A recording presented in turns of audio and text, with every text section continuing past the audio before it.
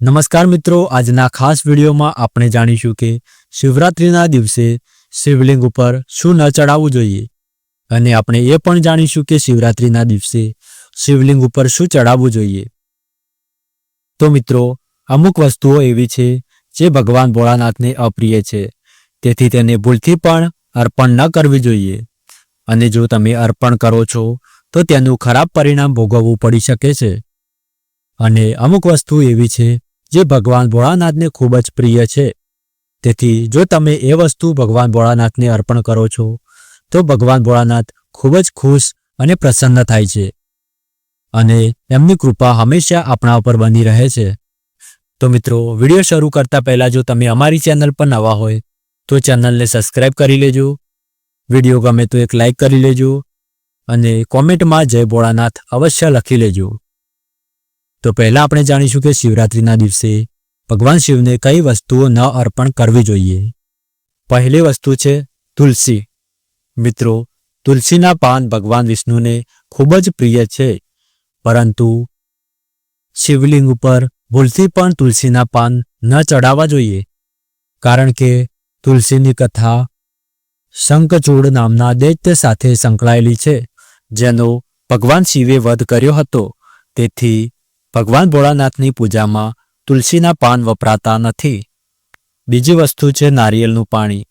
મિત્રો, દેવી દેવતાઓને નારિયેળ અર્પણ કર્યા પછી તેનું પાણી પીવાનો રિવાજ છે, તેમ છતાં શિવલિંગ પર અર્પણ કરવામાં આવતી તમામ વસ્તુ નિર્માલ્ય અથવા સંભવત સૌથી શુદ્ધ અને સ્વચ્છ સ્વરૂપ માનવામાં આવે છે, તેથી દેવતાઓને નારિયેળનું પાણી અર્પણ કરવામાં આવતું નથી। ત્રીજી વસ્તુ છે ચંપા અને કેવડાના ફૂલો। ભગવાન શિવને ચંપા અને કેવડાના ફૂલો પ્રિય નથી। એવું માનવામાં આવે છે કે કેવડા અને ચંપાના ફૂલ ભગવાન દ્વારા શ્રાપિત છે અને પૂજા દરમિયાન ક્યારેય ચડાવવા ન જોઈએ। ચોથી વસ્તુ છે તૂટેલા બિલ્લીપત્રો। બિલ્લી સૌથી આદરણીય વૃક્ષ પૈકીનું એક છે, તેના અન્ય ઘણા ઔષધીય ઉપયોગો છે। ભગવાન શિવને બિલ્લીપત્ર ખૂબ જ પ્રિય છે। જો તે ક્યારેય તૂટેલું અથવા જંતુઓ દ્વારા ખવાયેલું બિલ્લીપત્ર શિવલિંગ ઉપર ન ચડાવવું જોઈએ, તેનાથી ભગવાન શિવ ક્રોધિત થઈ જાય છે। પાંચમી વસ્તુ છે કેસર અને કંકુ। શિવલિંગ ઉપર ક્યારેય પણ કંકુ અથવા કેસર ન ચડાવવું જોઈએ, કારણ કે ભગવાન શિવ પોતાના કપાળ ઉપર ભસ્મ સિવાય કશું બીજું લગાવતા નથી, તેથી કંકુ અને કેસર ભૂલથી પણ ન ચડાવવું જોઈએ। તો મિત્રો, હવે આપણે જાણીશું કે શિવલિંગ ઉપર શું ચડાવવું જોઈએ। શિવલિંગ ઉપર ચડાવેલી દરેક વસ્તુનું એક ધાર્મિક મહત્વ અને વૈજ્ઞાનિક મહત્વ છે। શાસ્ત્રો અનુસાર જો યોગ્ય રીતે અને શ્રદ્ધાપૂર્વક શિવલિંગ ઉપર નિમ્નલિખિત વસ્તુઓ ચડાવવામાં આવે તો તે વ્યક્તિના જીવનમાં શાંતિ, સમૃદ્ધિ, આરોગ્ય અને સુખ શાંતિ લાવે છે। પહેલું છે શુદ્ધ જળ। શુદ્ધ જળમાં તમે ગંગાજળ, કોઈ પવિત્ર નદી અથવા ઘરમાં શુદ્ધ જળ હોય તે તમે ચડાવી શકો છો। એ પણ એક તાંબાના કાંસા અથવા માટીના પાત્રમાં પવિત્ર જળ ભરીને શિવલિંગ ઉપર ચડાવવું જોઈએ। એનાથી ભગવાન શિવ ખૂબ જ પ્રસન્ન અને ખુશ થાય છે। પાણી જીવનનું પ્રતીક છે, તે શિવલિંગ ઉપર અભિષેક કરવાથી શિવજી પ્રસન્ન થાય છે અને મનમાં શાંતિ અને શીતળતા પ્રાપ્ત થાય છે। ગંગાજળથી અભિષેક કરવાથી પાપોનો નાશ થાય છે અને પવિત્રતા પ્રાપ્ત થાય છે। બીજું છે કાચું દૂધ। ઉકાળેલું દૂધ ઠંડા થઈ જાય પછી શિવલિંગ ઉપર ધીમે ધીમે અભિષેક કરવો જોઈએ। દૂધ શિવજીના શાંત સ્વભાવનું પ્રતીક છે અને સુખ સમૃદ્ધિ લાવે છે। ગાયનું દૂધ ખાસ પ્રભાવશાળી માનવામાં આવે છે, તેથી તમે શિવલિંગ ઉપર ગાયનું દૂધનો અભિષેક કરી શકો છો। ત્રીજી વસ્તુ છે દહીં। મિત્રો, શુદ્ધ દહીં લઈને શિવલિંગ ઉપર ચડાવવું જોઈએ અને પછી પાણીથી ધોઈ લેવું જોઈએ। દહીં ભક્તિ અને પવિત્રતાનું પ્રતીક છે, દુઃખો અને દુર્ગતિ દૂર કરવામાં મદદ કરે છે। ચોથી વસ્તુ છે શુદ્ધ ઘી।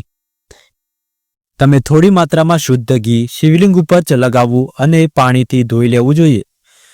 ઘી દિવ્ય તેજ અને સકારાત્મક ઉર્જા લાવે છે, જીવનમાં આરોગ્ય અને તંદુરસ્તી લાવે છે.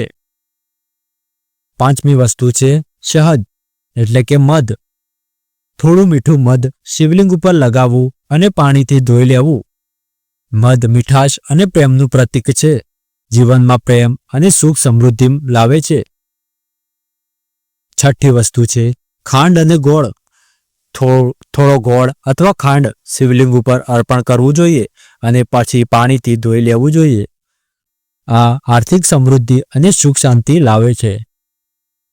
7મી વસ્તુ છે ભસ્મ, જેને આપણે વિભૂતિ પણ કહીએ છીએ. શિવલિંગ ઉપર થોડી માત્રામાં ભસ્મ લગાવવી જોઈએ. ભસ્મ શિવજીની અગ્નિ શક્તિનું પ્રતીક છે. માયા પર વિજય મેળવવામાં મદદ કરે છે. 8મી વસ્તુ છે બિલ્લીપત્ર. 3 પાંદડાવાળું તાજું બિલ્લીપત્ર સાફ કરીને શિવલિંગ ઉપર અર્પણ કરવું જોઈએ. આર્કટિક ઉર્જાને આકર્ષે છે અને મનને શાંતિ આપે છે. આર્થિક તંગી દૂર કરે છે. શિવપુરાણમાં લખ્યું છે કે માત્ર એક બિલ્લીપત્ર ચડાવવાથી ભક્તને અનેક જન્મોના પાપોથી મુક્તિ મળે છે. તો શિવરાત્રિના દિવસે બીજું તો કંઈ નહીં, પણ બેલપત્ર તમારે અવશ્ય શિવલિંગ ઉપર ચડાવવું જોઈએ. તો મિત્રો, આ હતી કેટલીક મહત્વપૂર્ણ વસ્તુઓ જે આપણે શિવરાત્રિના દિવસે શિવલિંગ ઉપર ચડાવવી જોઈએ, જેનાથી ભગવાન ભોળાનાથ પ્રસન્ન થાય છે અને આપણને આશીર્વાદ પ્રાપ્ત થાય છે એમના. તો મિત્રો, આશા કરું છું કે તમને વિડીયો પસંદ આવ્યો હશે. વિડીયો પસંદ આવ્યો હોય તો વિડીયોને એક લાઇક, ચેનલ પર નવા હોય તો ચેનલને સબસ્ક્રાઈબ પણ કરી લેજો, કેમ કે આવા જ વિડીયો અમે તમારા માટે લાવતા હોઈએ છીએ. તેથી વિડીયો ગમે તો વિડીયોને એક લાઇક પણ કરી લેજો.